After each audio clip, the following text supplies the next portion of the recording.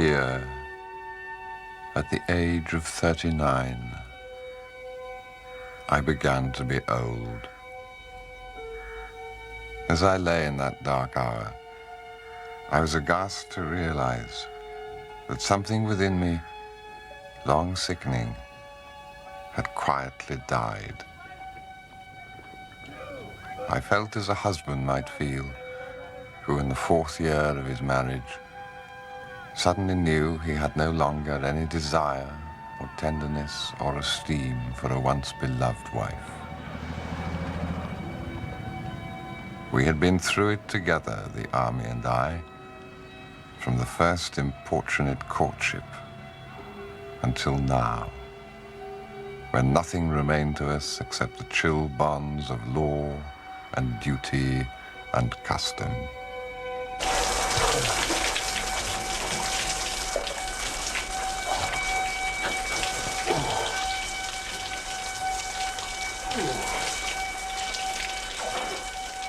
We were leaving that day, and I reflected that whatever scenes of desolation lay ahead of us, I never feared one more brutal than this.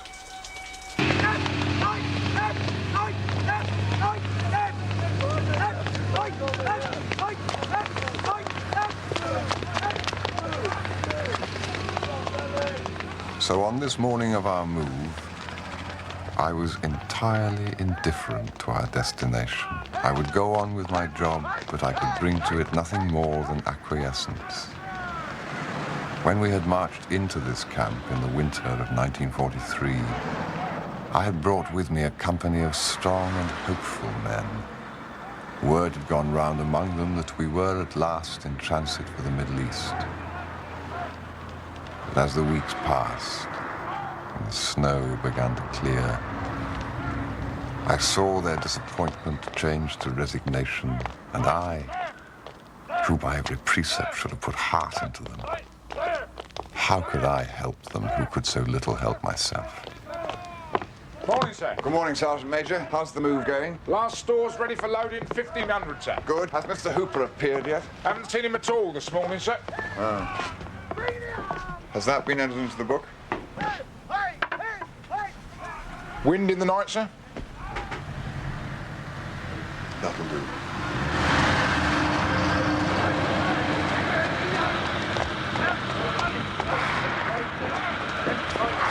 Morning, Hooper. Good morning, sir.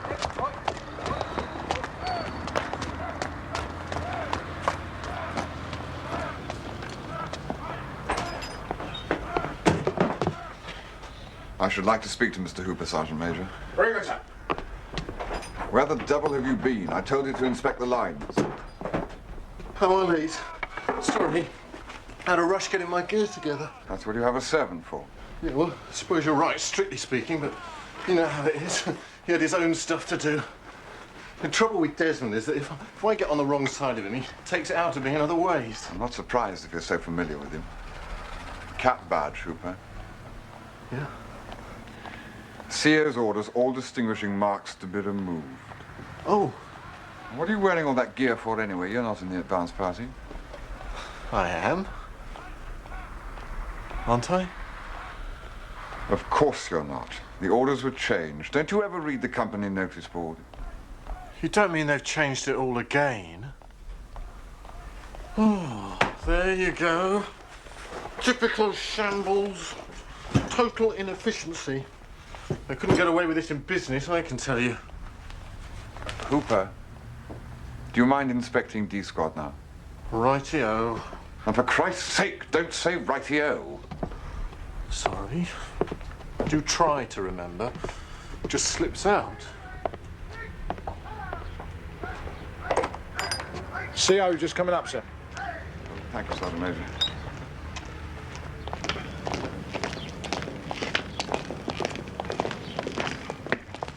Good morning, sir. Well, Ryder, everything squared up here? Yes, I think so, sir. Think so? You ought to know. Ah, has that been entered in barrack damages? Not yet. Not yet, eh? I wonder when it would have been if I hadn't seen it.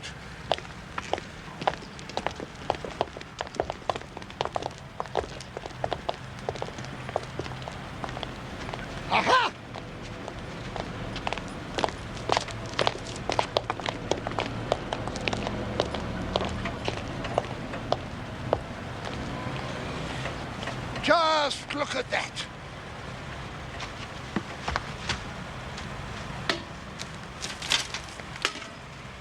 Fine impression that gives to the regiment taking over from us. Don't you know what sets the standard of a regiment? The way it leaves camp, Ryder. Yes, that's bad, sir. It's a disgrace. See that everything here is burned before we leave. Very good, sir. Sergeant Major, would you send over to the carrier platoon and tell Captain Brown that the CO would very much like this ditch cleared up? Right, sir. Remind me, Ryder, what were you in civilian life? I was a painter, sir.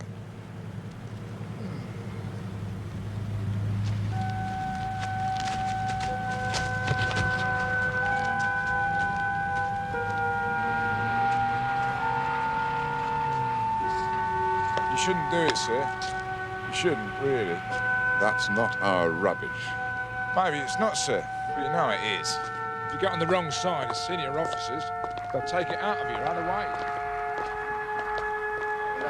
What made her get away? When Sandy went off on his outcast, she followed him all the way to Inverary. You can't ram it home to men hard enough. This is top security. If I find any of those female camp followers when we arrive, I shall know there's been a leakage. Right, sir, I'll see there's a new order. I called my wife last night. She hasn't the slightest idea where I am. Doesn't make sense. That's the third time we've copped it this week. Picking on you, old boy. How is the family, by the way? Children sound a bit difficult. Jennifer says they always turn into monsters the minute my leave's over. That young officer over there, isn't he one of yours? Yes, sir. What's his name again? Lieutenant Hooper, sir. His hair needs cutting. He's in no shape to go to a new HQ. I'll tell him, sir. That's the sort of thing, Ryder, that lets down the regiment. It does, sir. I'll see that it's done. My God, the officers they send us now. In my late regiment, if a young officer was intending to go to a new HQ like that, the other subalterns would bloody well have cut his hair for him.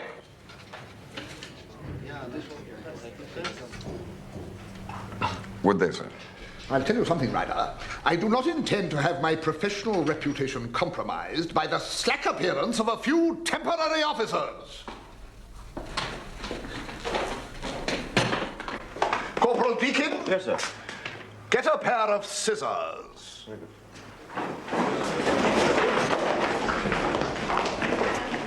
Lieutenant James? Sir. Cut that man's hair for him. Sir? I said, cut that man's hair for him. I'm sorry, sir. I don't quite understand. Is that an order, sir? It is your commanding officer's wish, and that's the best kind of order I know. Go on. Get him tidied up.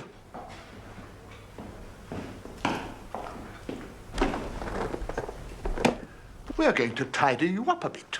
Sit down, Mr. Hooper.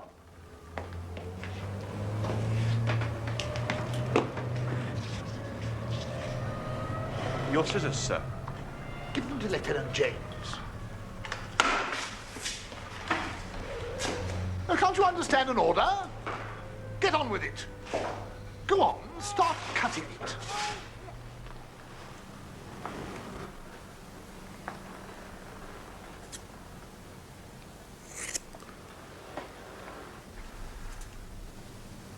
Carry on. Keep at it. Cut it!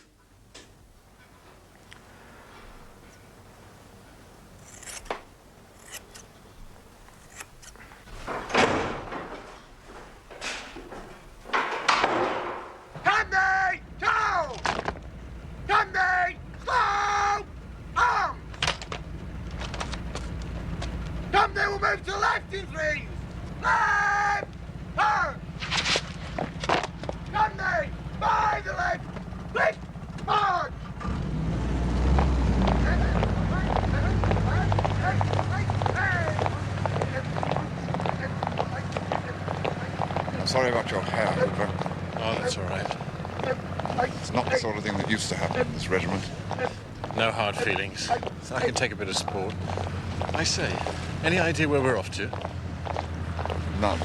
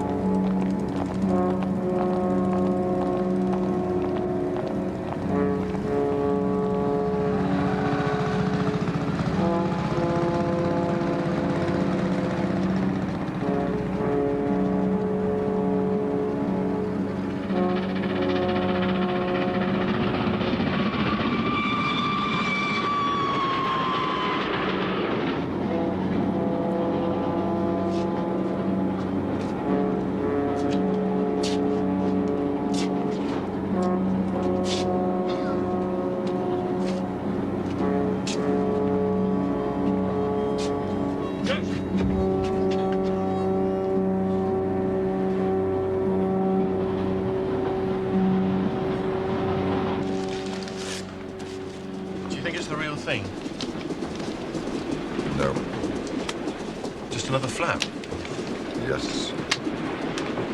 Everyone's been saying we're for it. I don't know what to think, really. It happens so often. I wouldn't argue with that. 3 times in the last 6 months. It seems so silly somehow, all this drill and training if we never go into action. I shouldn't worry, Hooper. There'll be plenty for everyone in time. Oh, I don't want much, you know. Just enough to say I've been in it. Gas last night, and gas the night before. We're gonna get gas tonight, if we never get gas anymore. When we're gassed, as sick as we can be, God's round the bombing planes from high Germany. They're over us, they're over us. What the hell's going on? We are being sprayed by liquid mustard gas. It's the CO's drill. Hooper, will you see that the windows are shut? Check there are no casualties. And write me a short situation report.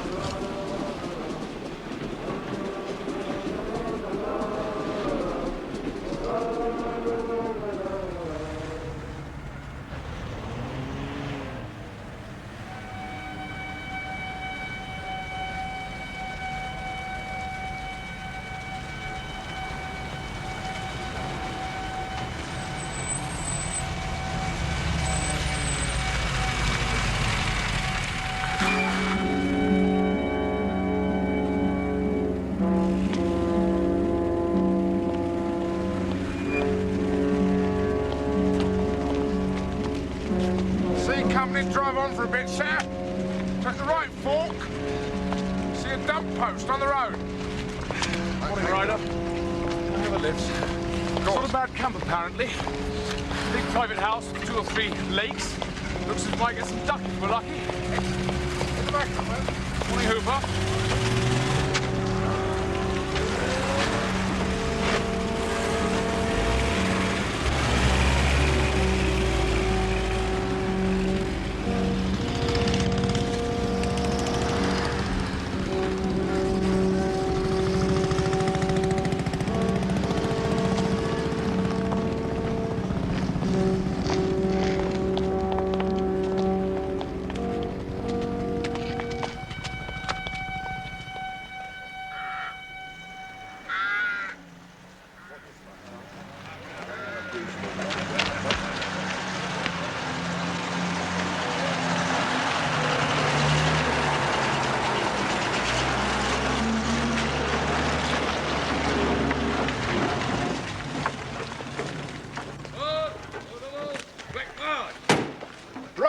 Get it moving.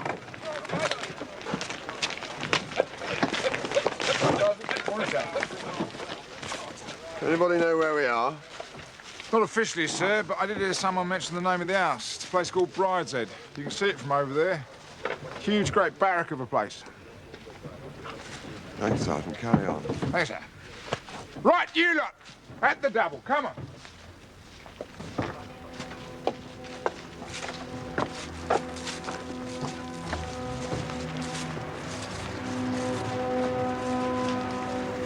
It was as though someone had switched off the wireless, and a voice that had been bawling in my ears incessantly, fatuously, for days beyond number, had been suddenly cut short. An immense silence followed, empty at first, but gradually filled with a multitude of sweet, natural, and long-forgotten sounds. For he had spoken a name that was so familiar to me, a conjurer's name of such ancient power, that at its mere sound the phantoms of those haunted late years began to take flight.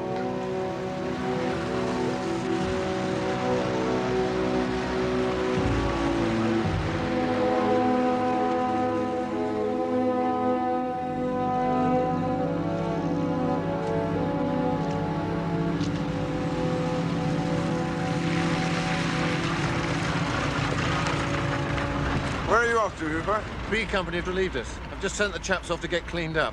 Good. Brigade headquarters are coming here next week.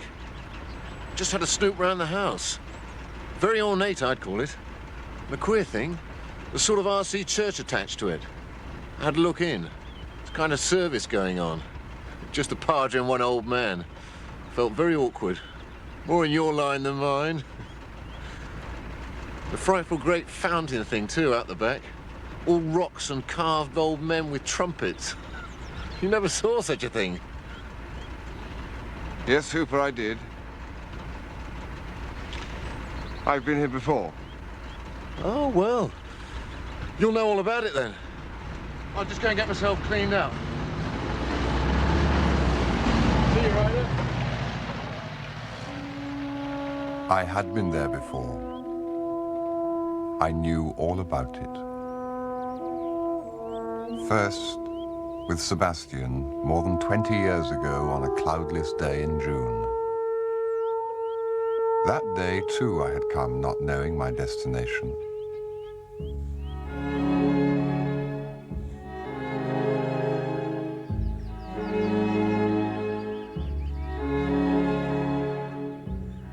Oxford, in those days, was still a city of aquatint.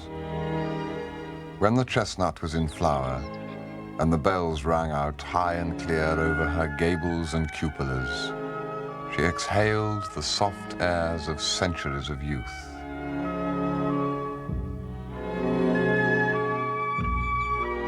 It was this cloistral hush that gave our laughter its resonance and carried it still, joyously over the intervening clamor.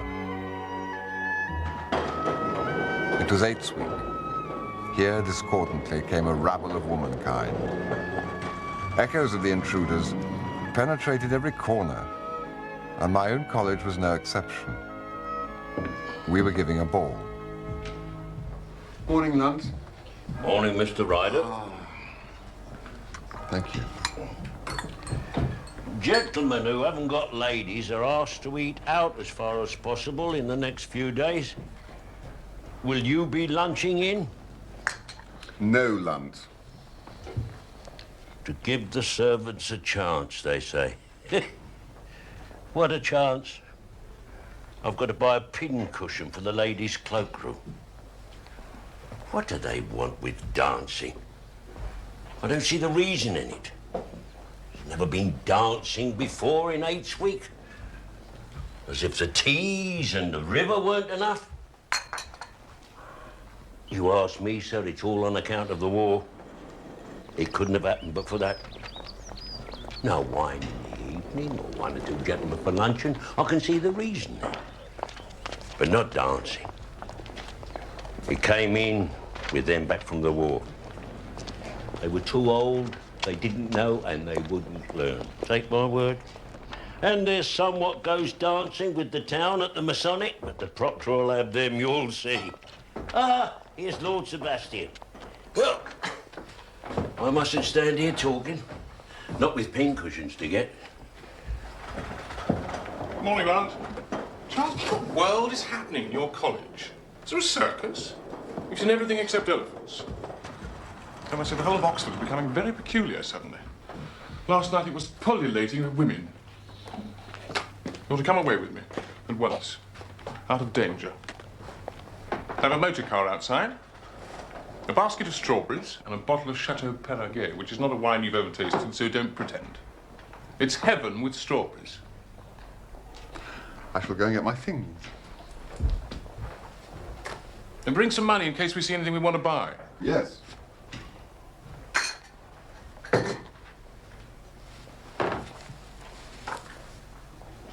Does anyone feel the same emotion for a butterfly or a flower as he feels for a cathedral or a picture?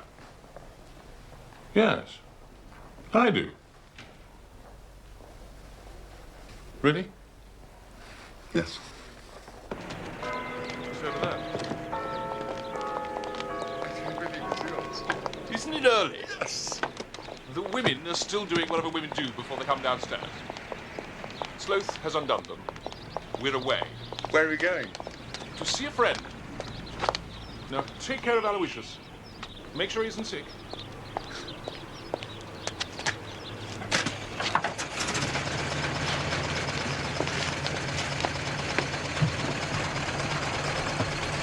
Where did you get the car?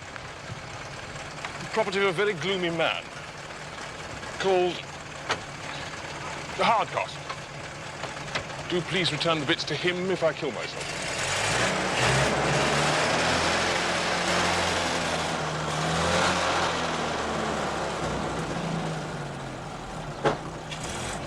I'm not very good at driving.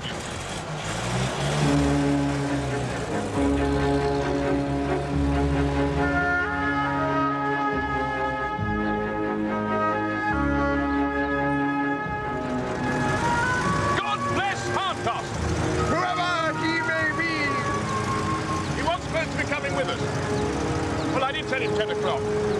When he was still in bed at 8, well, I thought he's not very eager. Much kinder to go without him. Oh, it's a pity neither of us can sing.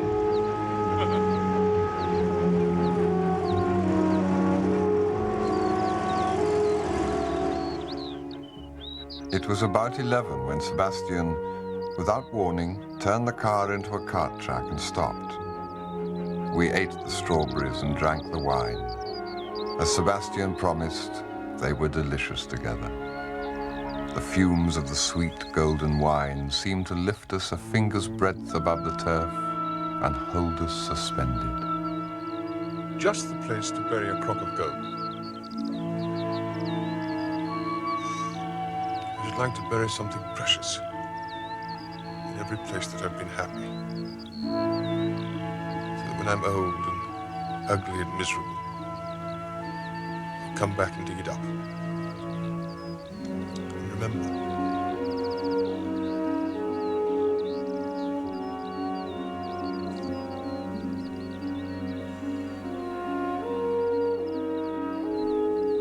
This was my third term at university, but I date my Oxford life from my first meeting with Sebastian, which had happened by chance in the middle of the term before.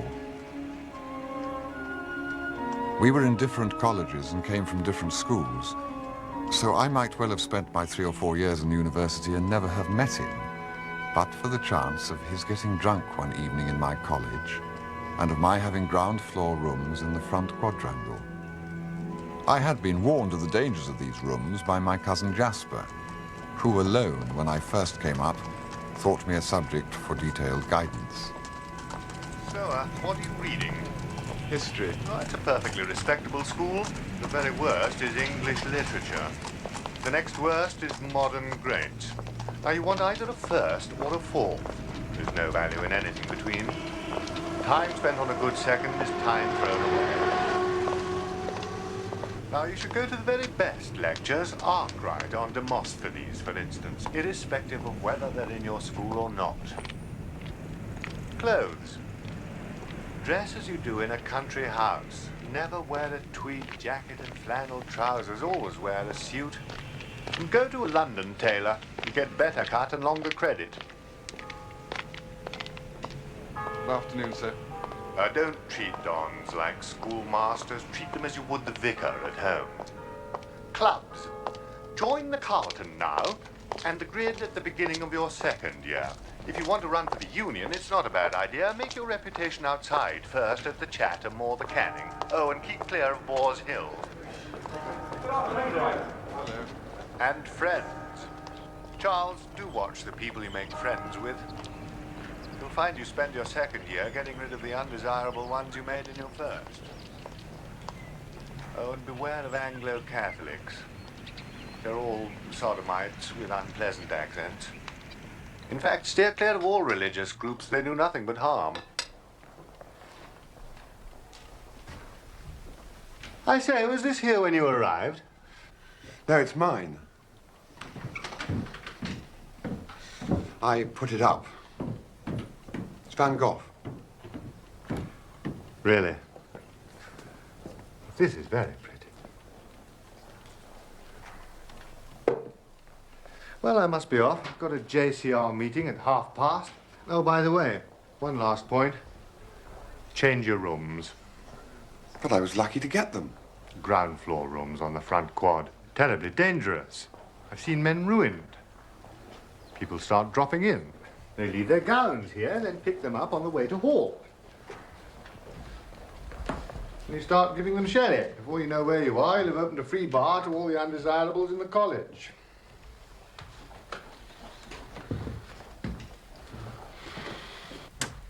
I do not know that I ever consciously followed any of this advice. I certainly never changed my rooms.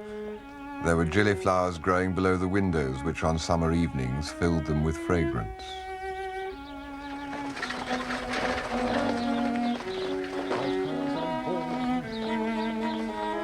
That's the complete fallacy of modern aesthetics, Charles. Can't you see?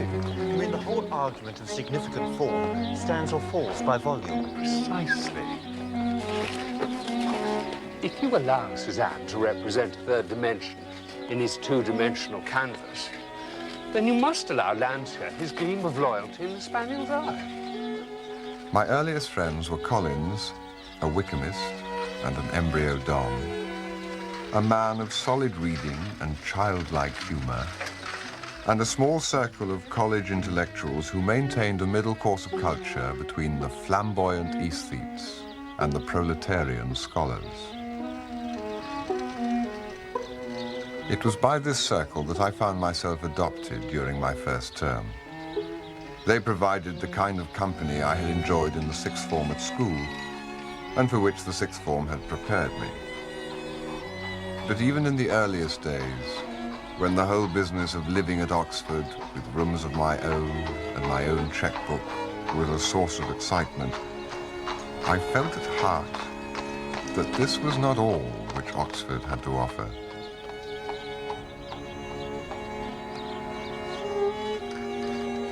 I knew Sebastian by sight long before I met him. That was unavoidable, for from his first week he was the most conspicuous man of his year by reason of his beauty, which was arresting, and his eccentricities of behavior which seemed to know no bounds.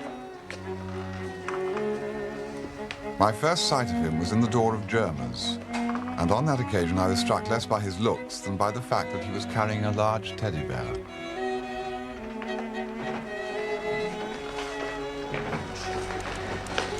Sheer exhibitionism. That was Lord Sebastian Flight. Most amusing young gentleman. Apparently. This way, sir.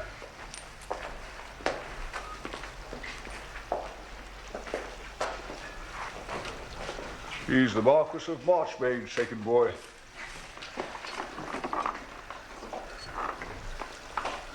His brother, the Earl of Brideshead, went out last term.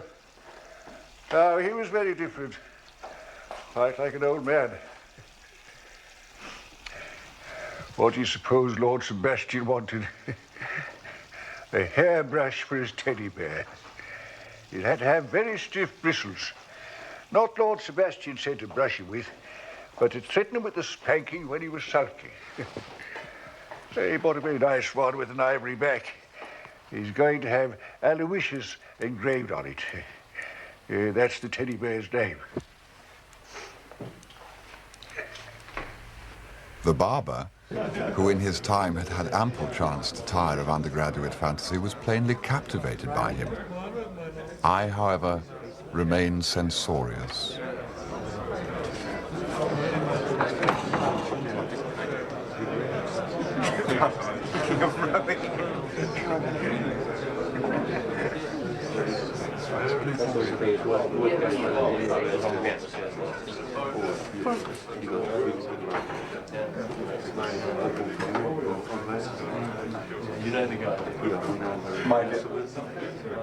And subsequent glimpses of him did not soften me, although Collins, who was reading Freud, had a number of technical terms to cover everything. Nor when at last we met were the circumstances propitious. In which an event may occur, by the number of ways in which it may not occur, as n into p minus n. Once we reduce chance to a mathematical formula, we may subject it to the rules of probability, and indeed we rob chance itself, therefore, of the element of chance, which, if you see what I mean, must seem a solution of quite impregnable logic. Oh, very good. Excellent paper. Very good. Thank you very much.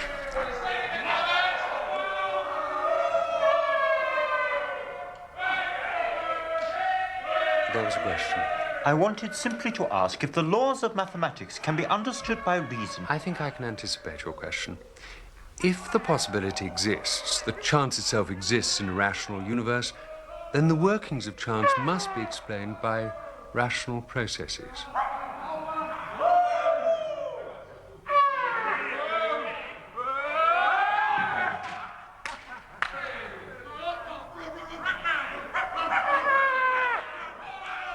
If we believe that God created this rational world, then it's perfectly possible to believe that... Awful people. What are they doing in there? Looks like a bloody prayer meeting to me.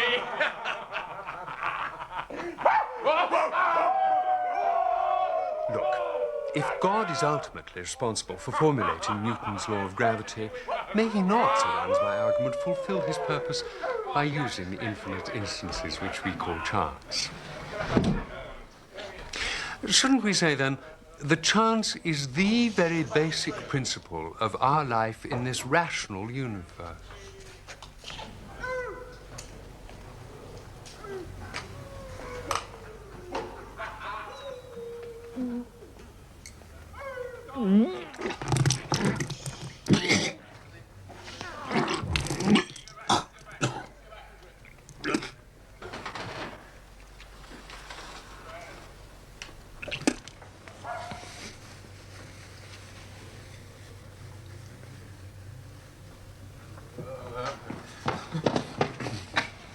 All right, hope that.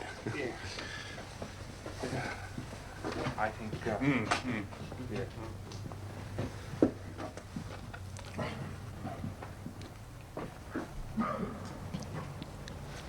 I trust that you will forgive my friend. The wines were too various. But it was neither the quality nor the quantity that was at fault, it was the mixture. Well, grasp that and you have the very root of the matter. To understand all is to forgive all. Yes.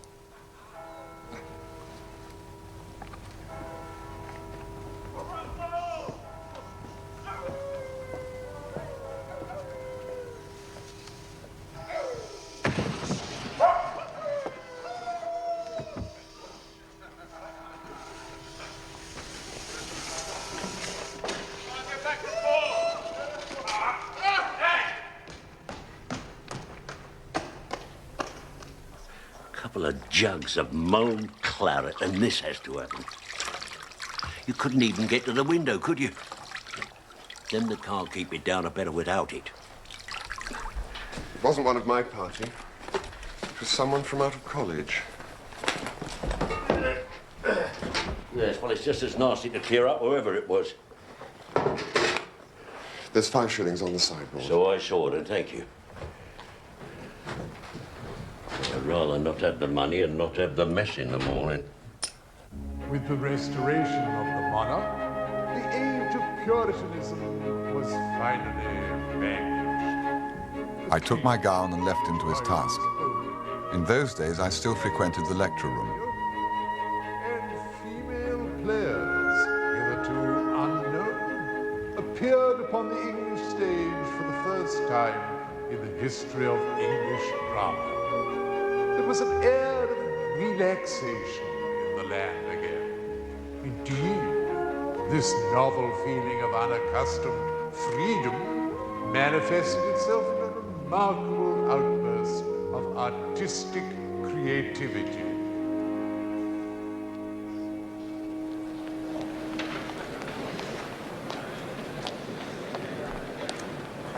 You've seen your room.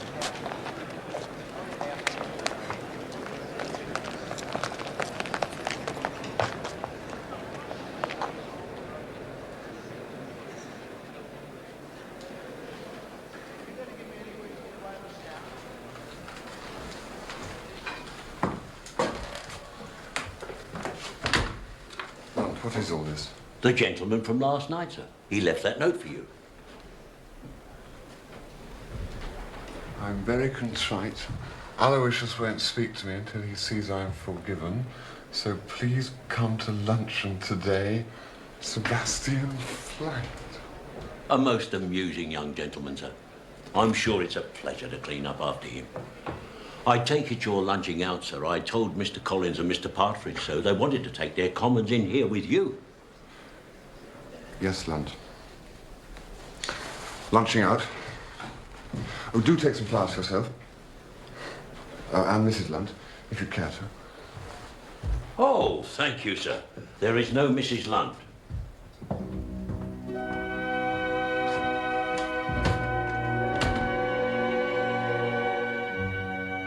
I went there uncertainly, for it was foreign ground, and there was a tiny, priggish, warning voice in my ear which, in the tones of Collins, told me it was seemly to hold back.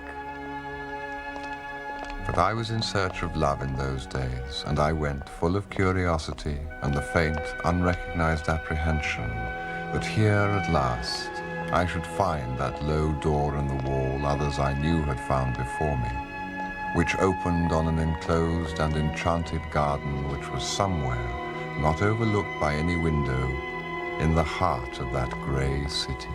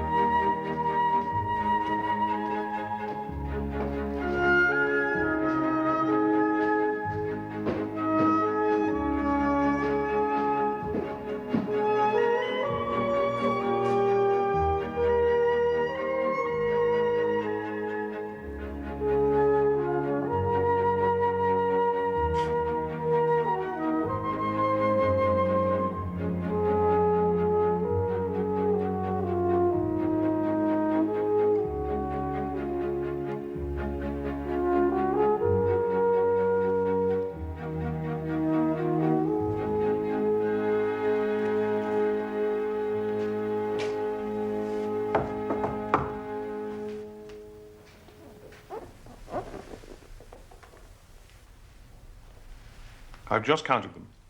There are 5 each and 2 over, so I'm having the 2. I'm unaccountably hungry today. I placed myself unreservedly in the hands of that obliging little chemist in the High, and now I feel so drugged that I've almost begun to believe that the whole of yesterday evening was a dream. Please don't wake me up. Hello.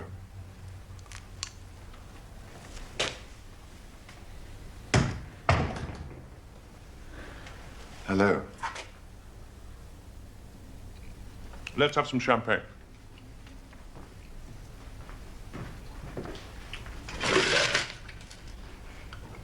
Thank you for the flowers. My room looks like a hothouse.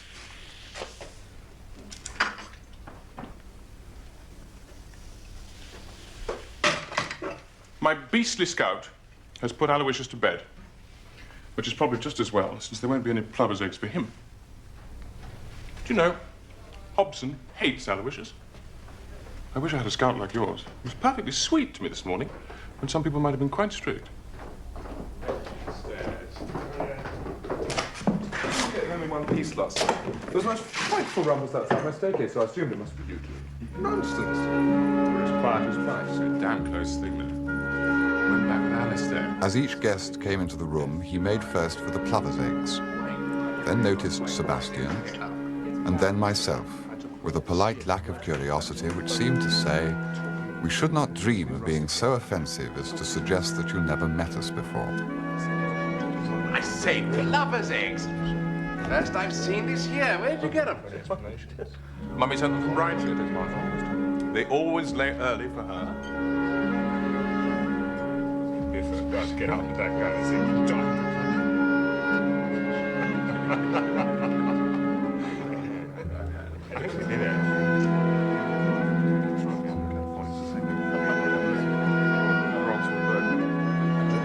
I was terrified.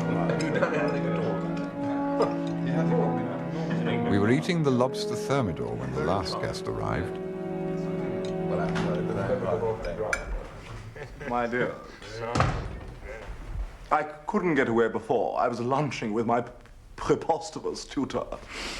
He thought it very odd, my leaving when I did. I told him I had to change for footer. Come and sit down. I'm afraid I've already eaten your eggs.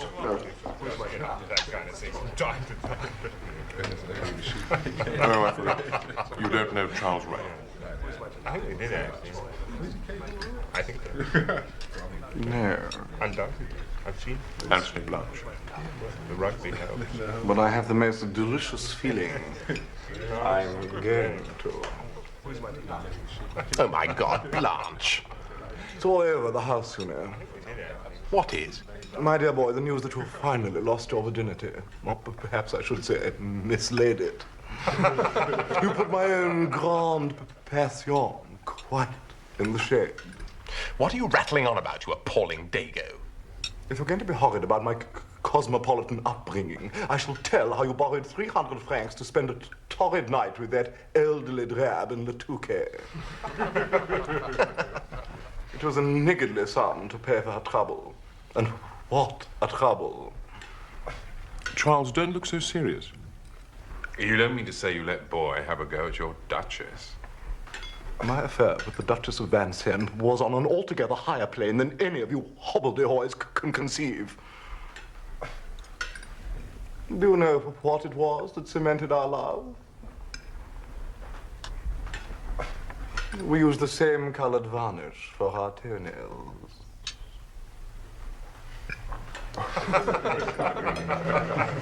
You paint your tail not quite right. He gets mad. Have you ever heard anything like him? People. No, nothing to say. No, they are.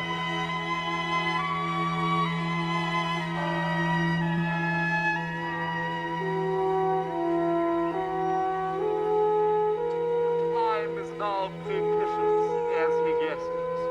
The meal is ended. She is bored and tired. Endeavors to engage her in caresses, which still are unreproved, if undesired. Flushed and decided, he assaults at once.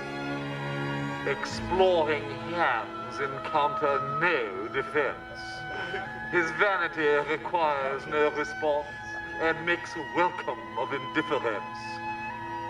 And I, Tiresias, have forsuffered all, enacted on this same divan or bed. I who sat by Thebes below the wall and walked among the lowest of the dead, bestows one final patronizing kiss and gropes his way, finding the stairs unlit.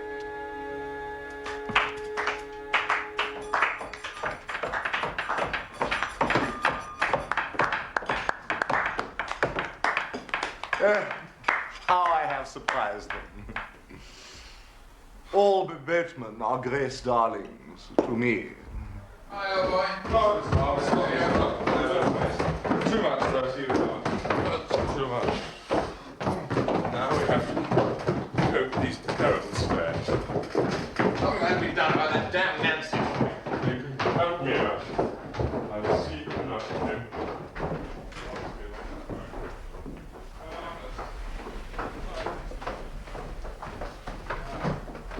My dear, I should like to stick you full of barbed arrows, like a pin cushion. I think it's perfectly brilliant of Sebastian to discover you. Where do you lurk? I shall come down your burrow and chiver you out like an old toad. Au revoir.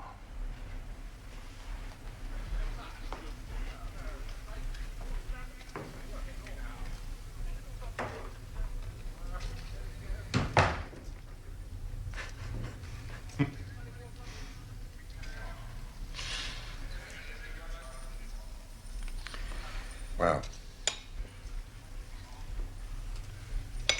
I'd better be off too.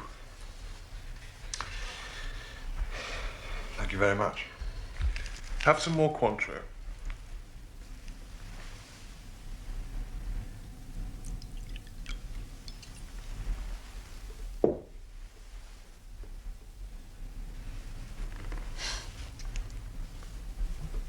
Then I must go to the Botanical Gardens. To see the ivy.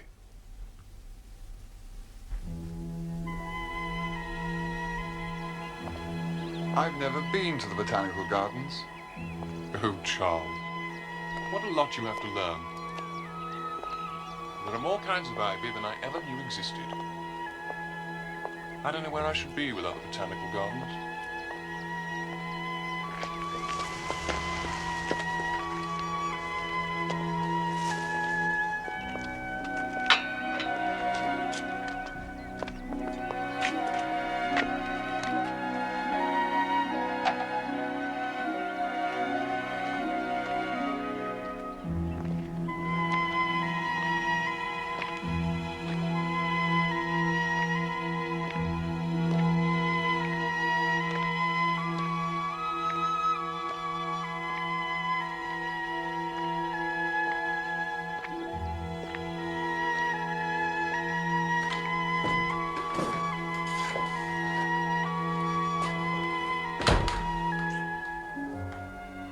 When at length I returned to my rooms, I found them exactly as I had left them that morning.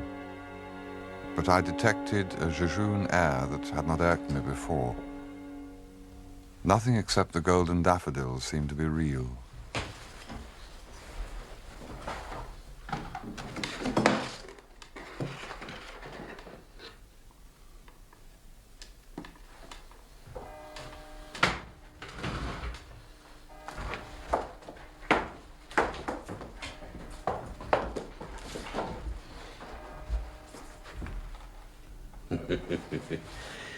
If you ask me, sir, I was never very fond of that myself.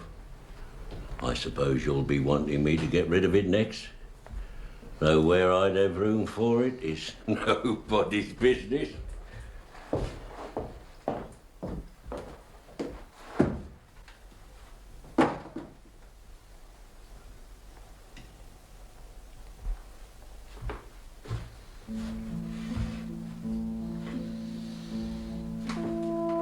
That day was the beginning of my friendship with Sebastian. And thus it came about that morning in June that I was lying beside him in the shade of the high elms, watching the smoke from his lips drift into the branches. You still haven't told me where we're going. Don't be so impatient, Charles. I told you. To see a friend. But who's the friend? Name of Hawkins. But who is Hawkins? Wait and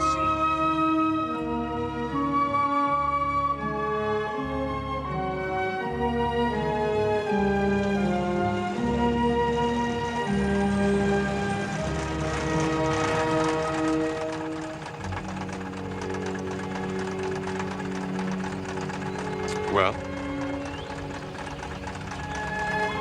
Well?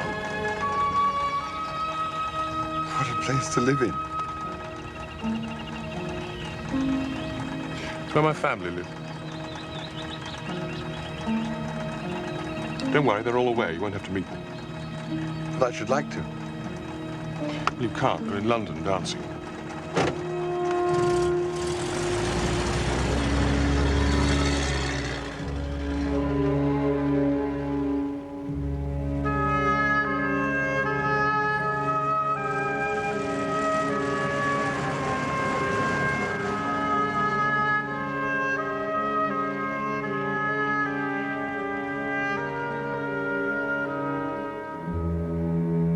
Everything's shut up. We'd better go in this way.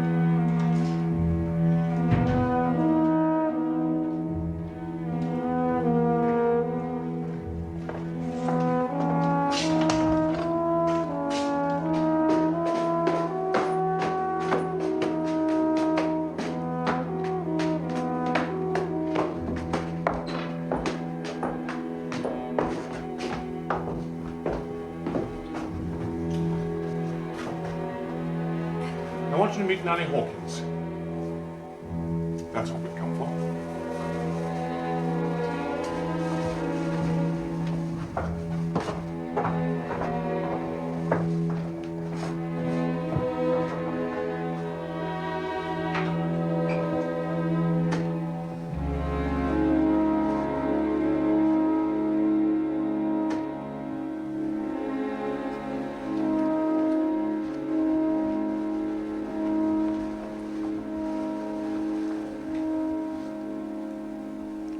Well, this is a surprise.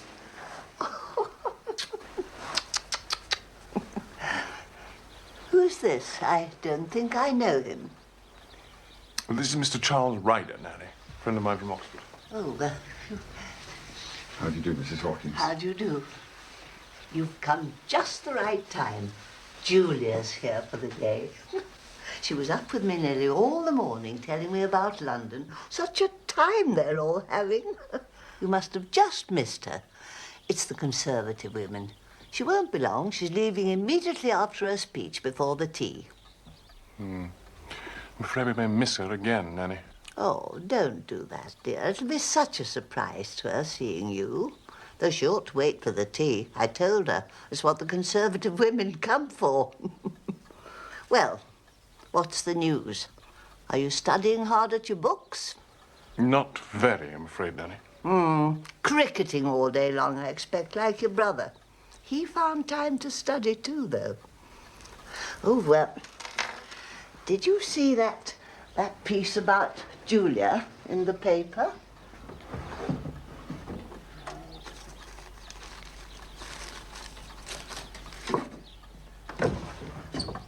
She brought it down for me. Not that it's nearly good enough of her, but what it says is very nice. The lovely daughter whom Lady Marchmain is bringing out this season. Witty as well as ornamental. The most popular debutante. Well, that's no more than the truth, though it was a shame to cut her hair. Such a lovely head of hair she had, just like her ladyship's. I said to Father Phipps, it's not natural. He said, nuns do it. Sebastian and the old I said, woman well, talked Father, on. you're surely not going to make a It was a nun charming of room. Julia. Laid out on top of the mantelpiece were a collection of small presents which had been brought to her at various times by her children, the souvenirs of many holidays. Presently, it was time for tea. Look, Nanny, I'm afraid we can't stay for tea. We really must get back. Oh, Julia will be upset when she hears. It would have been such a surprise for her. Goodbye, Nanny. Bye, love. Come along, Charles. Goodbye. Goodbye.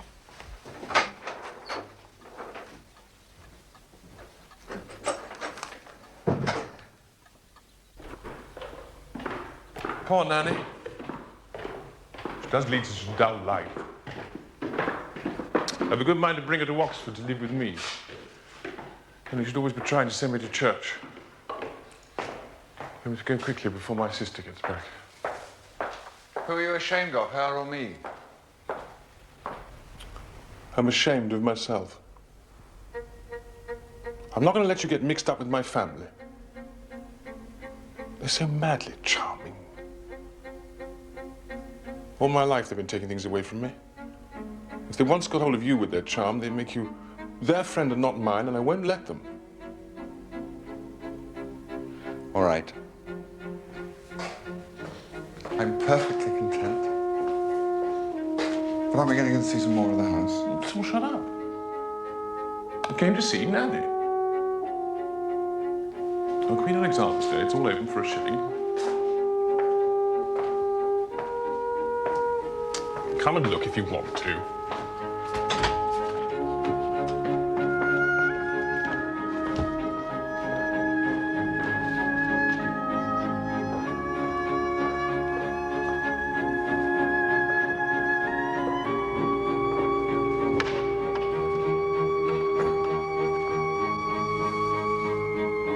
Well, it's all like this, you see. Nothing to see. A few pretty things I'd like to show you someday. Not now. But there's the chapel. You must see that.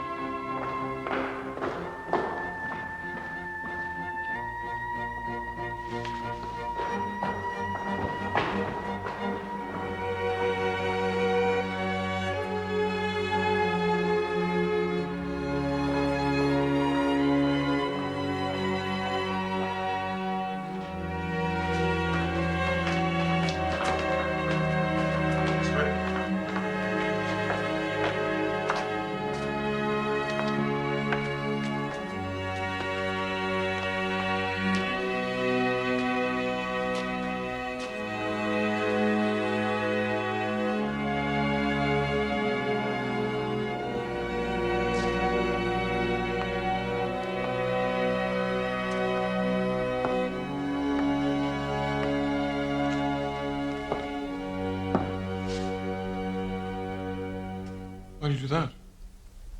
Just good manners. Well, you needn't on my account.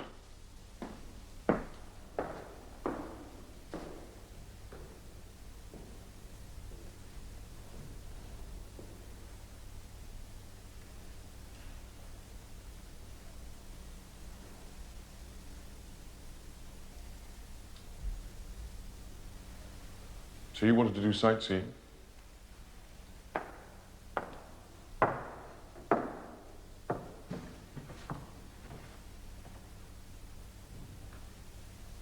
What do you think of this?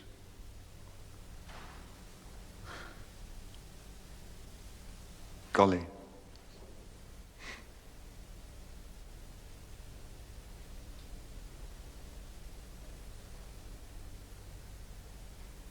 Papa had it restored for Mama.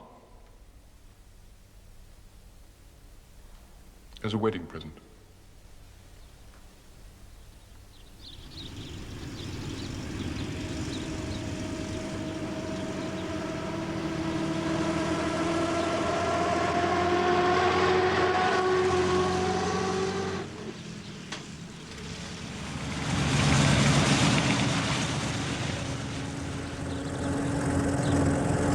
Julia, we only just got away in time.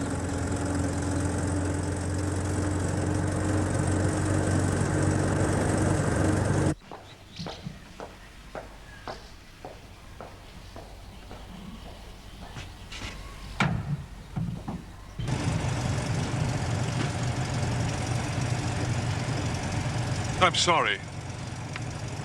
I'm afraid I wasn't very nice this afternoon. Brideshead often has that effect on me.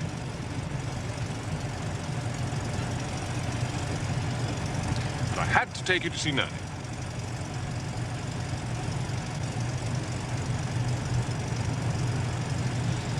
I don't keep asking you questions about your family.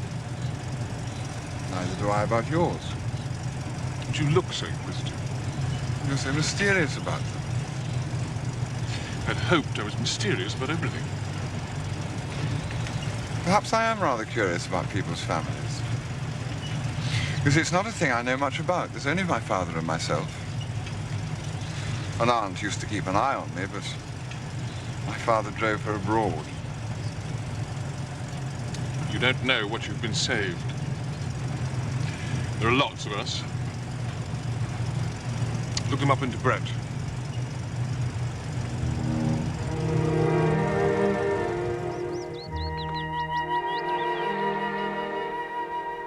I had lived a lonely childhood and a boyhood straitened by war and overshadowed by bereavement. To the hard bachelordom of English adolescence, the premature dignity and authority of the school system, I had added a sad and grim strain of my own. Now, that summer term with Sebastian, it seemed as though I was being given a brief spell of what I had never known, a happy childhood.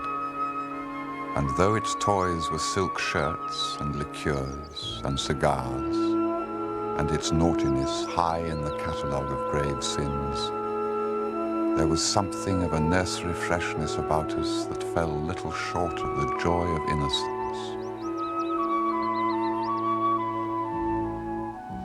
Towards the end of that term, I took my first exams. It was necessary to pass if I was to remain at Oxford, and pass I did after a week in which I forbade Sebastian my rooms and sat up to a late hour with iced black coffee and charcoal biscuits, cramming myself with neglected texts. I remember no syllable of them now, but the other, more ancient love which I acquired that term will be with me in one shape or another till my last hour. The end of that term was also the occasion of the last visit and grand remonstrance of my cousin Jasper. I was just free of the schools, having taken the last paper of history previous the day before. Jasper's sub-fusk suit and white tie proclaimed him still in the thick of it. He had the exhausted but resentful air of one who fears he has failed to do himself full justice on the subject of Pindar's orphism. Duty alone had brought him to my rooms at great inconvenience to himself and, as it happened, to me. I don't know what sort of allowance my uncle makes you, but you must be spending double. Is that paid for?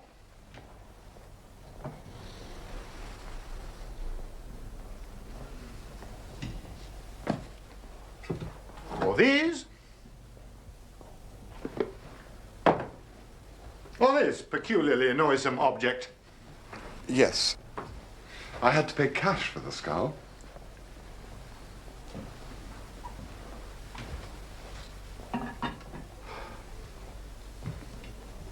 And your clothes.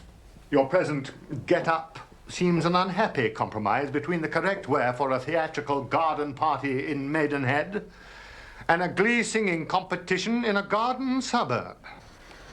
I'm sorry if it disturbs you. And drink. No one minds a man getting tight once or twice a term. In fact, he ought to on certain occasions. But you, my dear Charles, are constantly seen drunk in the middle of the afternoon. I think that's my affair, Jasper. Look, Charles, I expected you to make mistakes in your first year. We all do. I got in with some thoroughly objectionable Christian Union men who ran a mission to hop pickers during the long vac. But you, my dear Charles, whether you realize it or not, have gone hook, line, and sinker to the very worst set in the university. So that's what's worrying you? Well, Anthony Blanche. There's a man there's absolutely no excuse for. I don't particularly like him myself. Well, he's certainly always hanging about here. You realize the stiffer element in college don't like it. They won't stand for him at the house. They threw him in Mercury last night. I heard. You may think that living in digs, I don't know what goes on in college, but I hear things. In fact, I hear too much. I find I become a figure of mockery on your account at the dining club. And then there's that chap, Sebastian Flight, you seem inseparable from. Well, he may be all right, I don't know. His brother, Brideshead, was a very sound fellow. But this friend of yours, well, he looks odd to me, and he gets himself talked about. I'm sorry, Jasper. I know it must be embarrassing for you, but I happen to like this bad set. I like getting drunk at luncheon. And although I haven't quite spent double my allowance yet, I undoubtedly shall by the end of the term. Will you join me? I usually have a glass of champagne about this time. If you stay, you might meet the despicable Mr. Blanche. I'm dining with him tonight. No, thank you. I have Greek history and morals on Monday. So my cousin Jasper despaired. Looking back, there is little I would have left undone, or done otherwise. Perhaps now I could match my cousin Jasper's gamecock maturity with a sturdier fowl. I could tell him that to know and love one other human being is the root of all wisdom.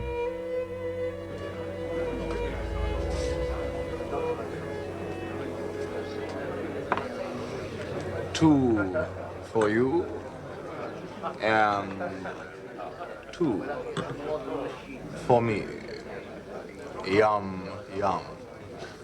I expect you prefer sherry, but my dear Charles, you're not going to have sherry. You're going to try this delicious concoction instead.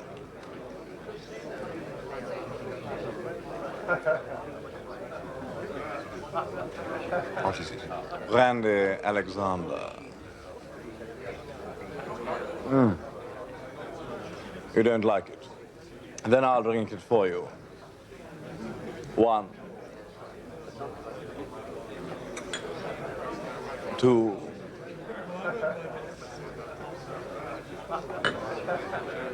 3, 4.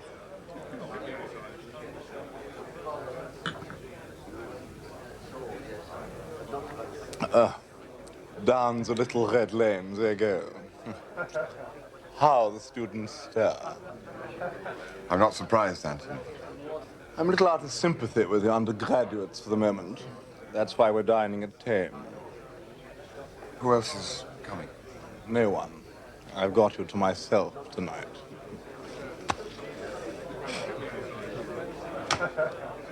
There's a delightful hotel there, for which luckily doesn't appeal to the hearties of the Bullingdons. You heard what they did to me last night. Yes, It's too naughty. It was not, I knew, the first time that Anthony had been ducked, but the incident seemed much on his mind. I didn't want them to start getting rough.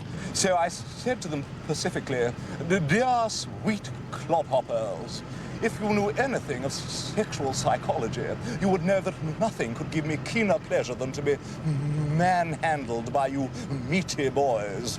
Ecstasy of the naughtiest kind. If any of you wishes to be my partner in joy, then come and seize me. If, on the other hand, you wish to satisfy some obscure and less easily classified libido, then come with me quietly to the water." So, I just got in the fountain, and, you know, it really was rather refreshing. So I sported there and struck some attitudes.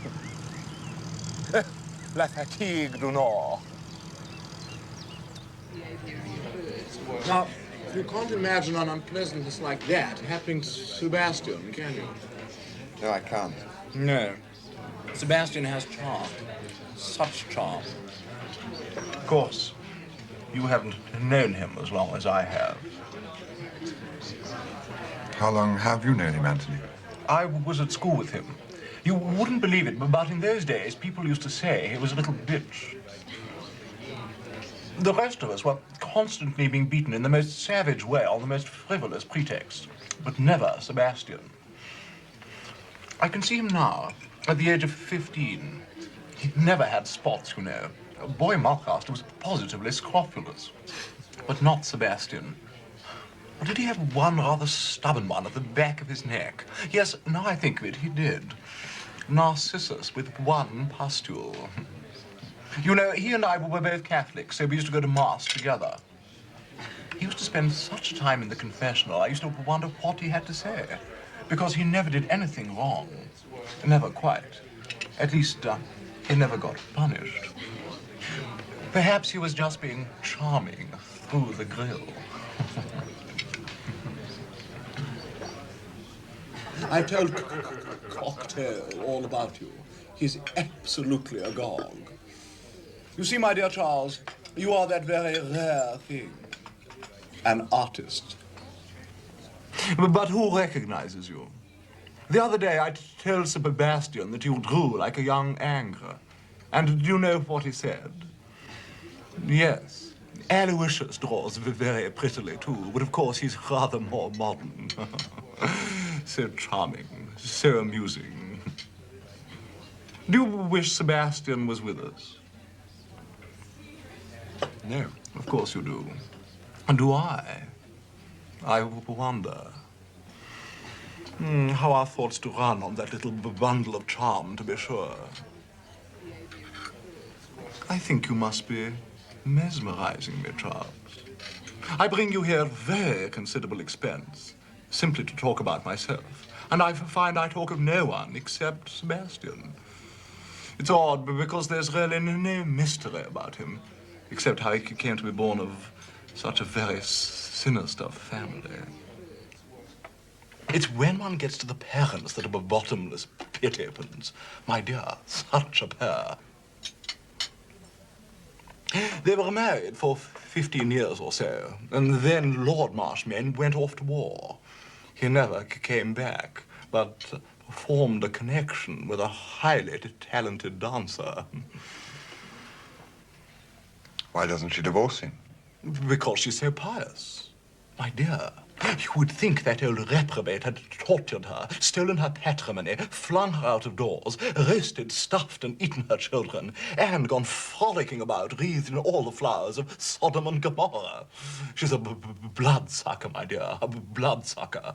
You can see the tooth marks on all her victims. It's witchcraft. There's no other explanation. So you see, we mustn't altogether blame Sebastian. For what?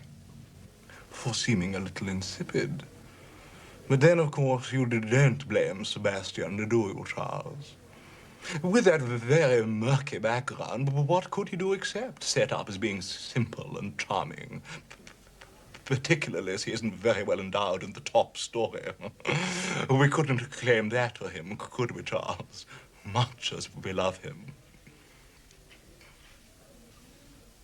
Tell me candidly, have you ever heard Sebastian say anything that you have remembered for more than 5 minutes? You know, when I hear him talk, I'm reminded of that nauseating picture, Bubbles. Conversation should be like juggling. Up go the balls and plates, up and over, in and out, glittering in the footlights. But when dear Sebastian speaks, it is like a little sphere of soapsuds drifting off the end of an old clay pipe, full of rainbow light for a second, and then, fit, vanished, with nothing left at all. Nothing. Shall we go, Anthony? In my head. A nice strawberry. What's the time? Oh, it's after 9 o'clock. I let you lie in. I didn't think you'd be going to corporate communion. And you were absolutely right, love.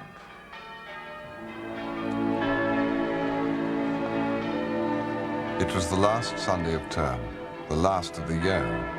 It was nearly 11 when I left, and during my walk I heard the change ringing cease and all over the town give place to the single chime which warned the city that service was about to start.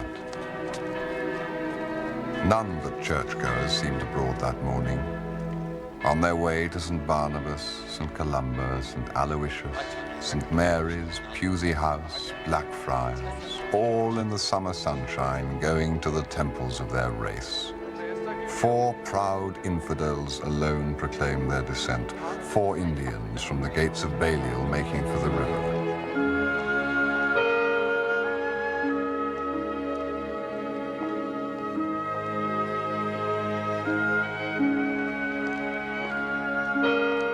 So, through a world of piety, I made my way to Sebastian.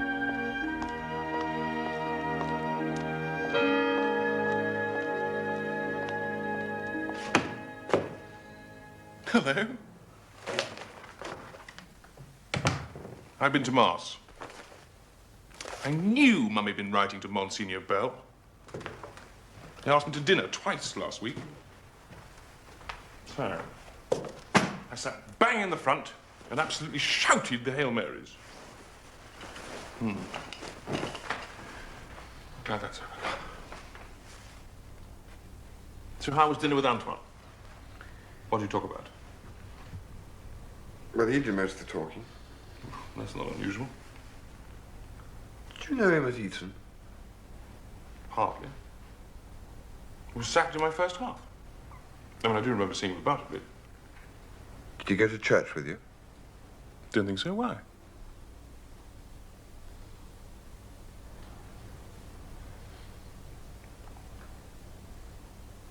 Has he met any of your family? Charles, how very peculiar you're being today. No, don't suppose so. So why all this interest? Well, I was trying to find out how much truth there was in what he said last night. Very little, I should think. That's his great charm. Well, you may think it charming. I think it's devilish. You know, he spent most of last evening trying to turn me against you. And he almost succeeded. Did he? How silly.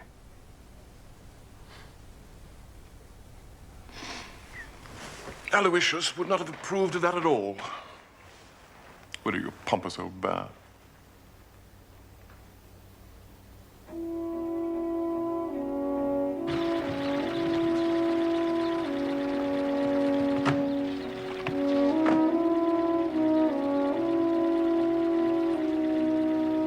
The long vacation came, and Sebastian disappeared into that other life of his where I was not asked to follow. I was left instead forlorn and regretful. I returned to my father's house without plans and without money. I faced a bleak prospect. I was overdrawn at the bank, and without my father's authority, I could draw no more.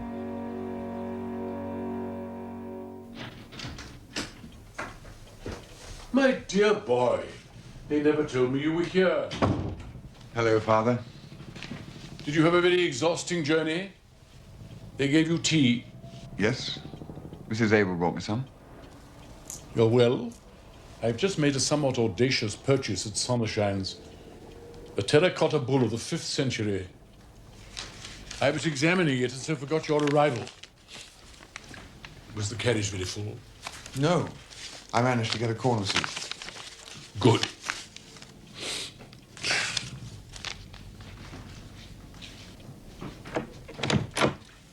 Hayter brought you the evening paper. No news, of course. Such a lot of nonsense.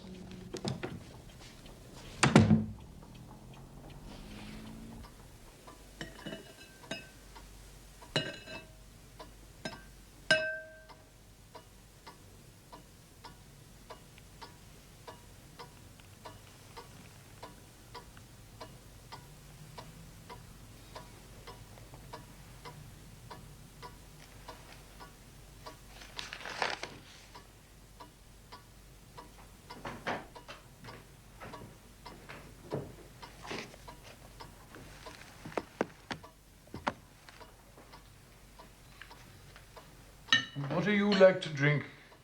Hayter, what have we for Mr. Charles to drink? There's some whiskey. There's whiskey. Perhaps you like something else. What else have we? There isn't anything else in the house, sir. There's nothing else. You must tell Hayter what you would like and he will get it in. I never keep any wine now. I am forbidden it and no one comes to see me. But while you are here, you must have what you like. You are here for long? I'm not quite sure, Father. It's a very long vacation. In my day, we used to go on what was called reading parties, always in mountainous areas. Why? Why should alpine scenery be thought conducive to study?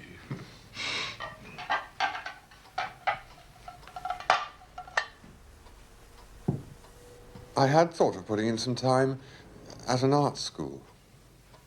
My dear boy, you'll find them all shut.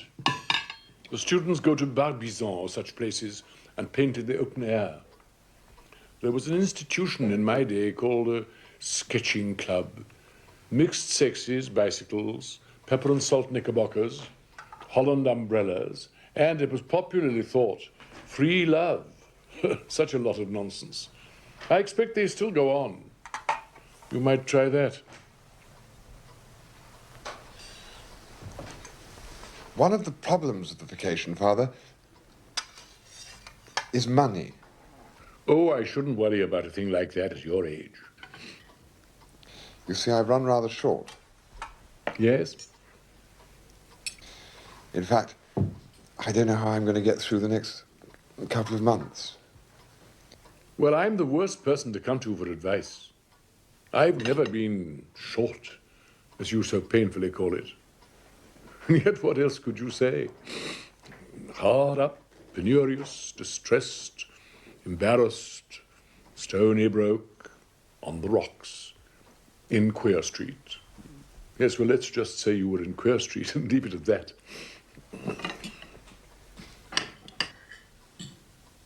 Yes, but what do you suggest I should do? Your cousin Melchior was imprudent in his investments and got into a very queer street. He went to Australia. Hayter, I've dropped my book.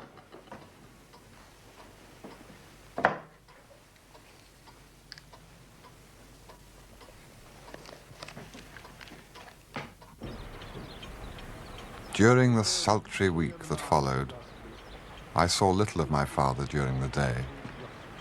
He spent hours on end in his study. Now and again I would hear him go out, sometimes for half an hour or less, sometimes for a whole day. Ah, so there you are. Splendid, splendid. Very warm today. Very warm. Yes.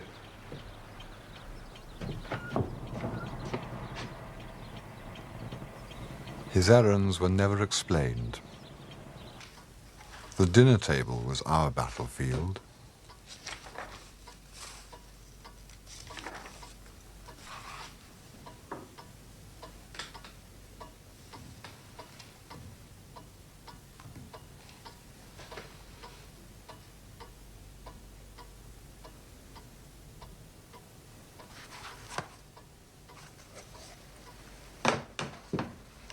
I do think, Charles, you might talk to me. I've had a very exhausting day. I was looking forward to a little conversation. Of course, Father.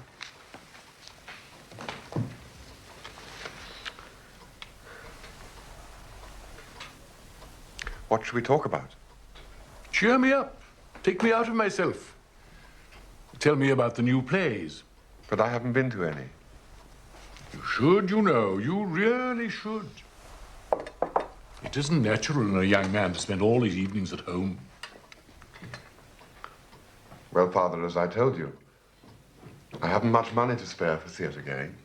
My dear boy, you must not allow money to become your master in this way. Why, at your age, your cousin Melchior was part owner of a musical piece. It was one of his few successful ventures. You should go to the play as part of your education. I received one letter from Sebastian. It was written on and enveloped in heavy Victorian mourning paper, black coroneted and black bordered.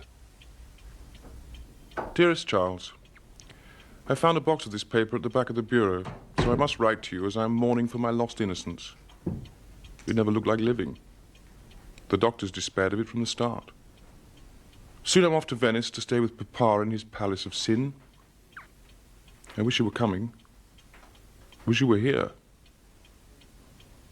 I'm never quite alone. Members of my family keep turning up and collecting luggage and going away again, but the white raspberries are ripe. I have a good mind not to take Aloysius to Venice. I don't want him to meet a lot of horrid Italian bears and pick up bad habits. Love or what you will. S.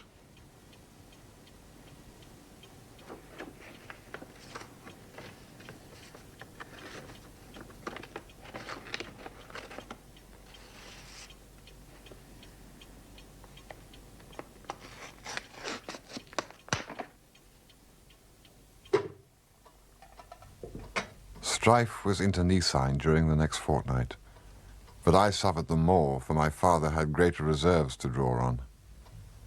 One day, by chance, a weapon came to hand. I met an old acquaintance of school days named Jorkins. I never had much liking for Jorkins, but I greeted him with enthusiasm and asked him to dinner. My father was quick to retaliate.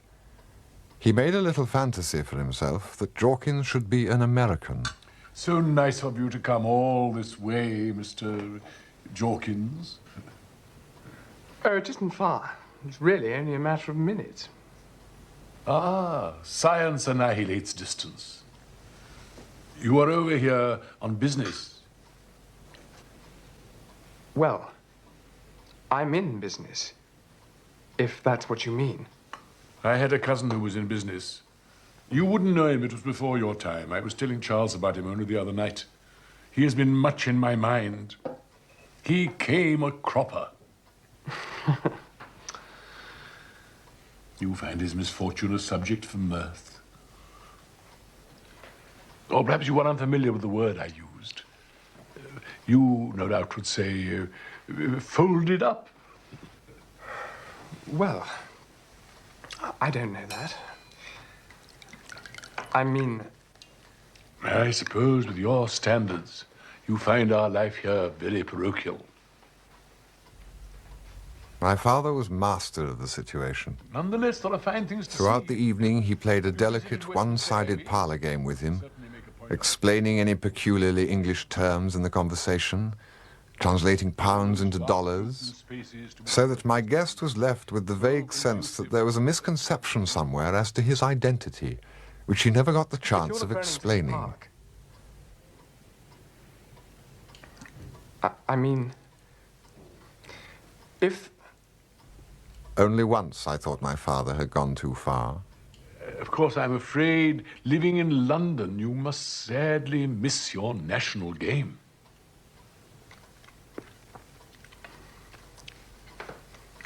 My national game? Cricket.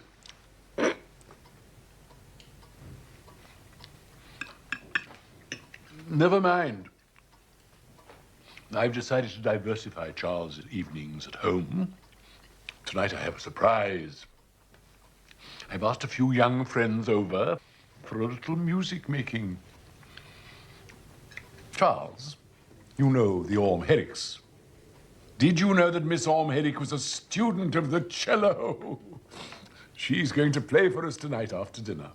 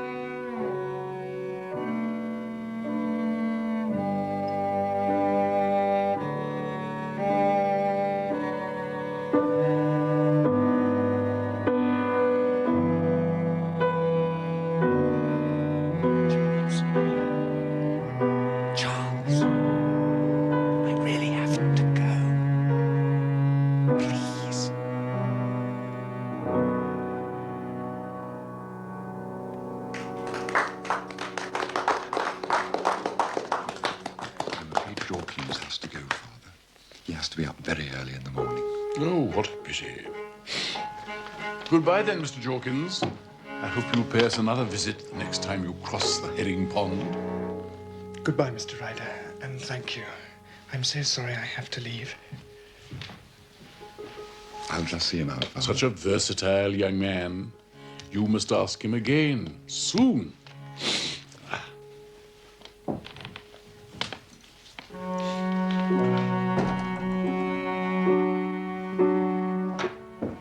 Good night, Jorkins.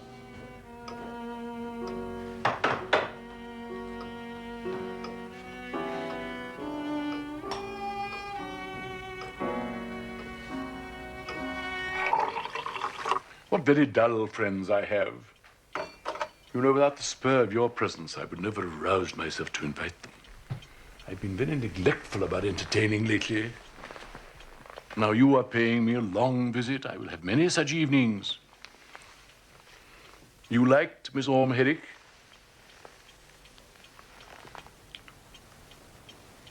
No. No? Was it her little moustache you objected to, or her very large feet?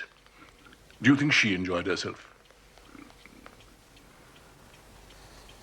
No. That was my impression also. I doubt if any of our guests will count this among their happiest evenings. That young foreigner played atrociously, I thought. Where can I have met him? And Miss Constantia Smithick, where can I have met her? But the obligations of hospitality must be observed. While you are here, you shall not be dull.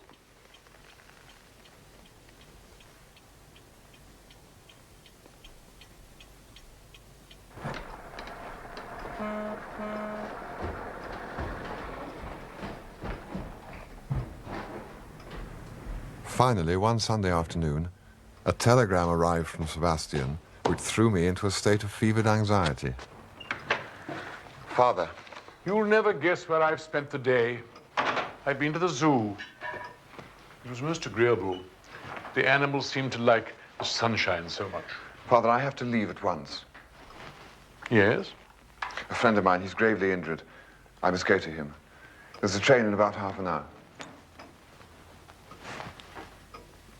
Gravely injured, come at once, Sebastian. Well, I'm sorry you're upset. Reading this message, I do not think that the accident will be quite so serious as you seem to think.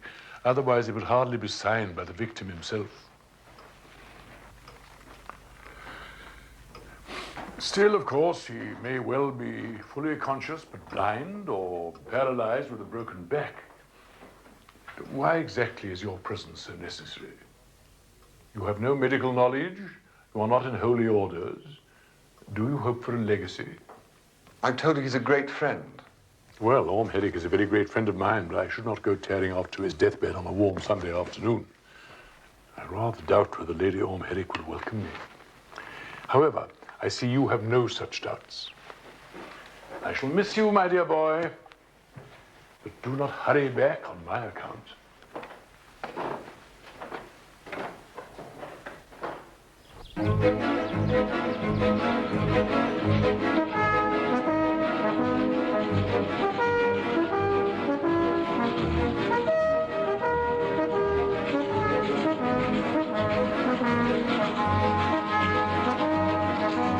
Fear worked like yeast in my thoughts, and the fermentation brought to the surface in great gobs of scum the images of disaster. A loaded gun held carelessly at a stile, a horse rearing and rolling over, a shaded pool with a submerged stake, a car at a blind corner. All the catalogue of threats to civilized life rose and haunted me. I even pictured a homicidal maniac mouthing in the shadows, swinging a length of lead pipe. Keisha?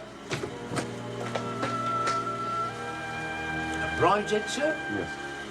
Lady Julia's waiting in the yard. Son.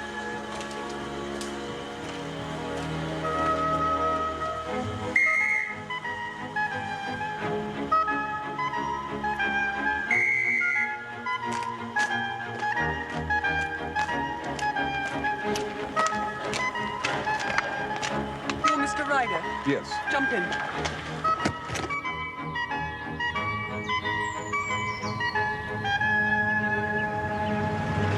How is he? Oh, he's fine.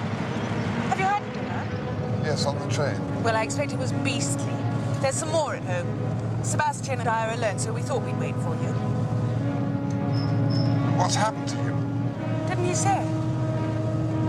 I expect he thought you wouldn't come if you knew. He's cracked a bone in his foot so tiny that it hasn't a name. But they x-rayed it yesterday and told him to keep it up for a month. It's a great bore to him, putting out all his plans. He's been making the most enormous fuss. Everybody else is gone. At first, he tried to make me stay back with him. Well, I expect you know how maddeningly pathetic he can be. I almost gave in, and then I said, surely there must be someone you can get hold of. And he said everybody was away or busy, and anyway, no one else would do. But at last he agreed to try you, and I promised I'd stay if you failed him. So you can imagine how popular you are with me. I must say, I think it's noble of you to come all this way at a moment's notice. How did he do it? Believe it or not, playing croquet. He lost his temper and tripped over a hoop. Not a very honourable scar.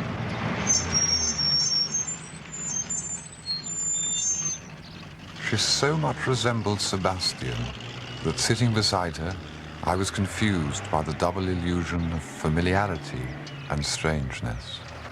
I hate driving at this time of the day. There doesn't seem anyone left at home who can drive a car. Sebastian and I are practically camping out. Cigarette? No, thanks. Light one for me, will you?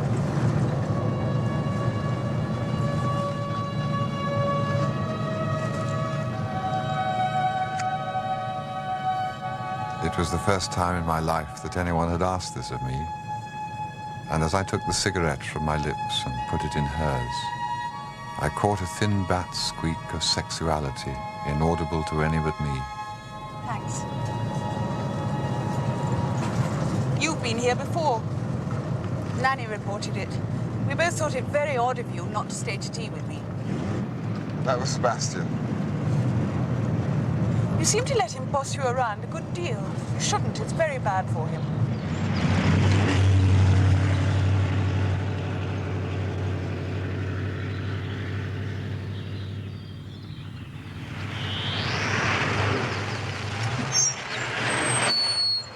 Here we are.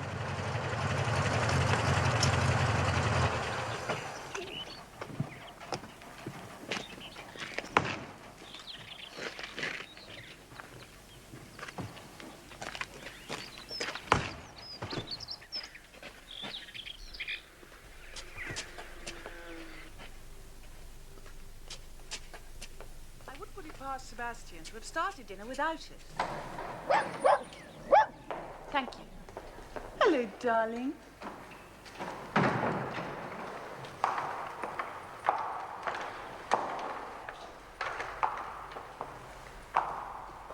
Thank you, Wilcox. Well, darling, I've collected your chum. I thought you were dying. I thought so too. The pain was excruciating.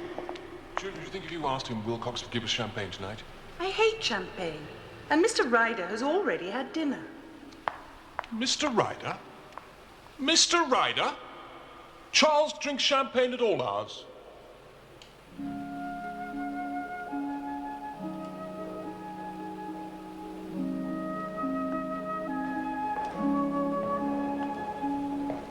know, looking at this great swaddled foot of mine, I can't get it out of my head that I've got gout.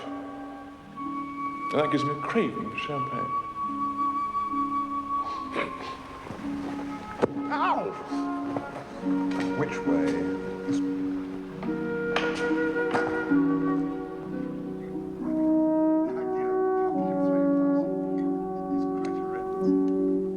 Dinner was served in the red dining room. While they dined, I ate a peach and told them of the war with my father.